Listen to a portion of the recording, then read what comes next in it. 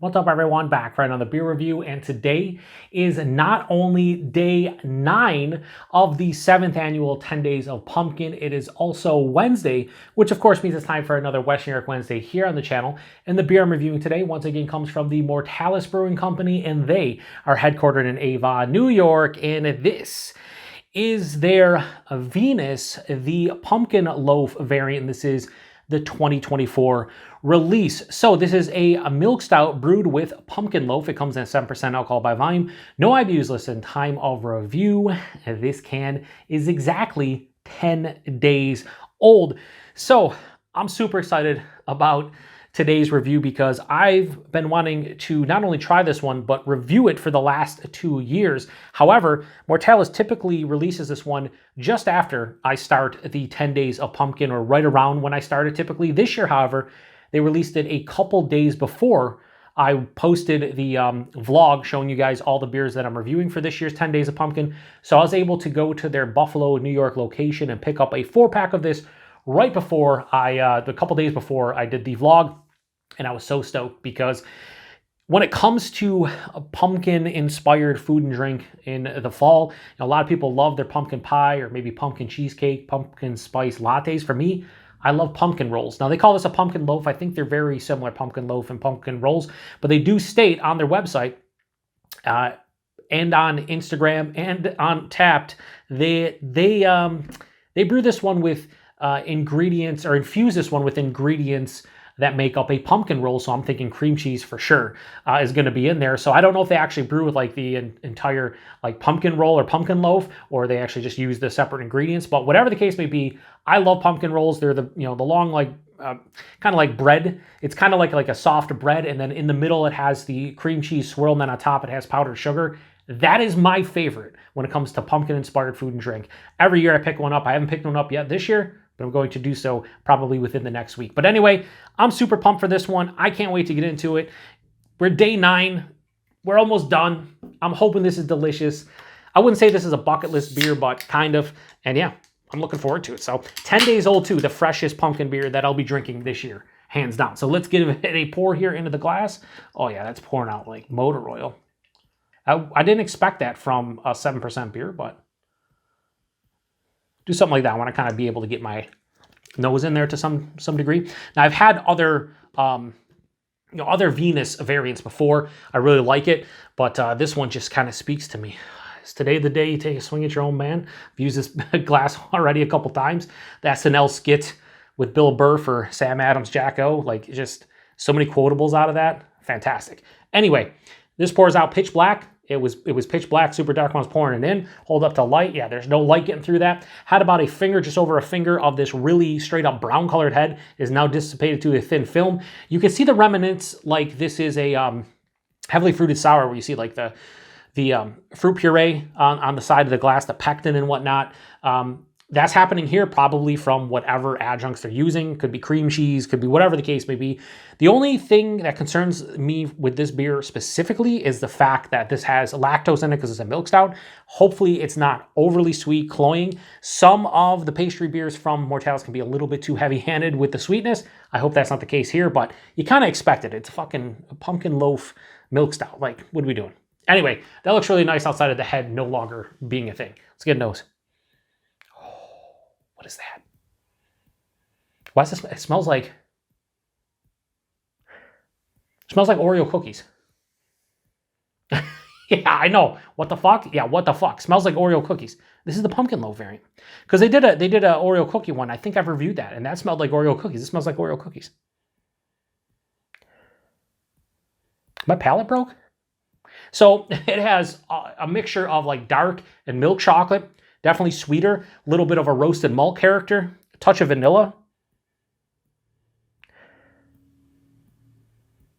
Yeah, it's roasty, toasty, chocolate, vanilla, getting no pumpkin. Like the pumpkin loaf too also, I'm pretty sure like into the bread it has like spices.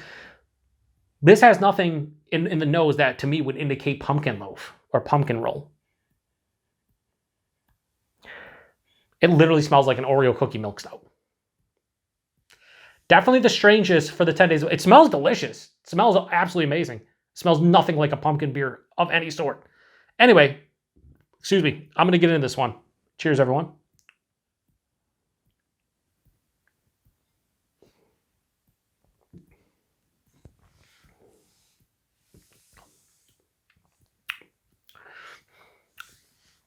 That taste is wild.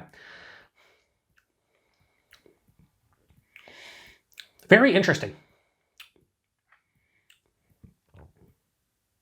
Very interesting. Let me go back in.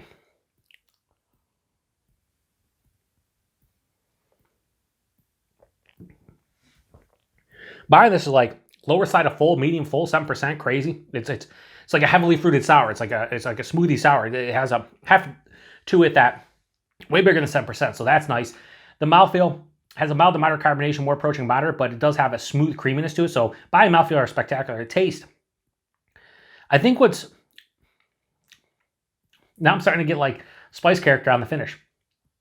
This is really good, but it's not exactly what I thought it would be. I'm thinking this was going to taste like a pumpkin roll and a 7% milk stout, but it tastes like a milk stout that's accentuated by the pumpkin roll, which I think might be a good thing. It is definitely sweet though. Is it cloying after first 2 sips? I would say no, but we'll have to see. Let me pour in the goodies here, the rest of it, because I don't know if there's any shit at the bottom, but I want to get all the goodness in here just to make sure that I'm getting the full experience here.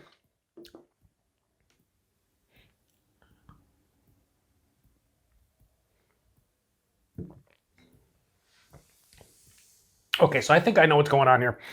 Forefront, roasty, toasty malt. Really nice. Sweeter dark chocolate, sweeter milk chocolate. It's a mixture. Passes through.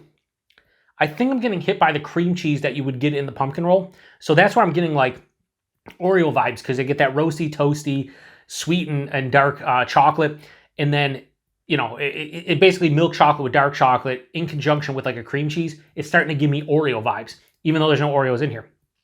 However, there's this underlying like bready kind of cakey kind of feel too, which again, cookie, that's what an Oreo is. So it's giving me Oreo vibes, which isn't a bad thing, but it's also not what I expected. However, second half of the palate, there's some spices that hit, and they're not too big, but it's basically to me cinnamon and allspice.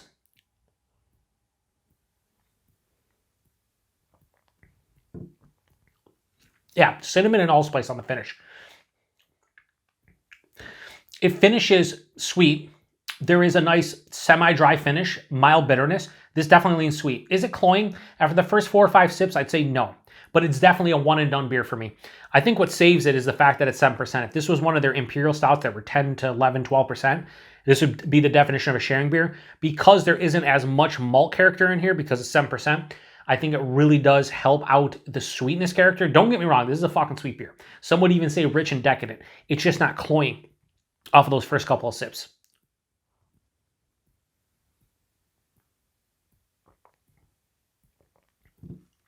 What I really like is I'm getting that spice character. And again, I don't know if they're brewing this with spices or if the spice is just from the pumpkin roll, or there's no spice in here. It's just something that I'm perceiving on a palate. But the finish definitely has like a cinnamon, kind of allspice, more of a drying kind of spice character. A lot of times that clove and like that ginger can be more sharp. I feel like cinnamon has almost like a sweeter kind of cinnamon finish to it. 7%, a little bit of warming in the chest, nothing else I can, again, I would guess this is like 9-10% if I was doing it blind because the body is that big. It's not really thick, but it's more viscous than I anticipated. The mouth feels really nice as well. And the flavors are very intense, something that you'd get out of, you know, a 9 to 10% imperial milk stout as opposed to a 7% milk stout. So there are good and bad things about this one. The bad things we'll get right out of the way is that it doesn't necessarily taste like a pumpkin roll infused into a milk stout. It just doesn't for me. That's kind of a bummer because, again, I love pumpkin rolls. However, on the flip side, it still has beautiful flavors to it. It tastes more, you know what this kind of tastes like? If you had somehow, I know when they released the pumpkin spice Oreos, they're, I think, the golden Oreos, right? I don't think they're the regular Oreos. But picture a pumpkin spice Oreo, but with like the regular chocolate cookie.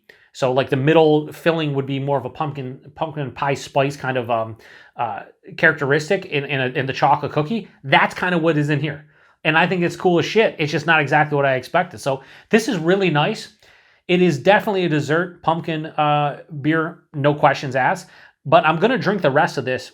It might be a little bit tough when I get to the bottom because it's just like anything that has an overt sweetness that there's a lot of things going on in here that has sweet, sugary feel to it. You have the lactose that's from the Milk Stout. You have whatever adjuncts and ingredients are thrown in that mimics a pumpkin roll, which I would think is cream cheese because that's where I think I'm getting the vanilla from. But this is really nice. It's just so different and not something that I anticipated. So I'm going to give this a rating that I think is appropriate for how much I enjoy the beer and not specifically what they went for. If you're talking about a Milk Stout with a pumpkin loaf or pumpkin, roll, this would probably be like a 3.5 to 3.75 because it really doesn't taste like a pumpkin loaf or a pumpkin roll in a Milk Stout. However, overall, as a beer, this is really good. And I think this tastes more like, again, pumpkin pie spiced Oreos if you use the chocolate Oreo cookies as opposed to the golden ones. That's kind of what this tastes like. So, Venus, the pumpkin loaf variant, the 2024 release, I have no issues whatsoever giving this a straight 4.25 out of 5. I think that's kind of where I'm going to land this one. Like I said, 3.5 to 3.75 if this is supposed to be a pumpkin roll Milk Stout or a pumpkin loaf Milk Stout. It's really not for me. And I'm drinking this one super fresh, 10 days old. It's been in my fridge ever since I grabbed it from the brewery. And I can't sit here and say that it tastes exactly what they say it should taste like, but I think it's pretty fucking good. Definitely get what I would assume is cream cheese in this one. All right, price point availability. I believe at the I paid $22 a 4-pack of the brewery with tax. It was almost $24, but $22 a 4-pack. So if you see this one in distro, you're probably looking at like $24, $26 a 4-pack. $6, $7 a can. Would I buy this again for $22 a 4-pack? I don't know. Maybe since it's a yearly release, I would maybe grab at least a can of it, maybe a 4-pack. I don't really know, but it's not a horrible price point. It's 7% Milk Stout with a bunch of ingredients. Like, maybe I'd like to see this $20 4-pack, but I'm not going to sit here and complain about it. And availability, I think this makes decent distro. They do online ship to New York, and I believe it's Pennsylvania now. Mortalis gets in New York, Pennsylvania. I don't know if this one's going to be able to be shipped to, throughout New York State and Pennsylvania. They get on Tavor. They're probably on other websites. They get drips and drabs across the U.S. I know they get over to the U.K. Occasionally. If you're a pumpkin beer fan, but here's the thing: if you're a pumpkin beer fan, but also like an Oreo fan or like a pastry Milk Stout fan, pick this one up. I don't think you'd go wrong with it. It's pretty damn good. It's just not. It's one of those beers that's not exactly what I thought it was going to be, but still ends up being tasty, and that happens from time to time. And this is one of those times. So. That was day 9 of the 7th annual 10 Days of Pumpkin here on the channel. And tomorrow is the 10th and final day. Tomorrow is Halloween. And I have Pumpkin Maple Marty, the 2024 release from Prairie. Hopefully we end this one with a huge bang. I'm going to shut this one down. If you've had this one before, whether it's this year's release or prior releases, please post in the comment section. Let me know what you thought about it. And I'm going to shut this one down. Check back next Wednesday for another Western Europe Wednesday. No idea what I'm reviewing, but it's going to be from the Western Europe area most likely. And until then, appreciate it. Cheers.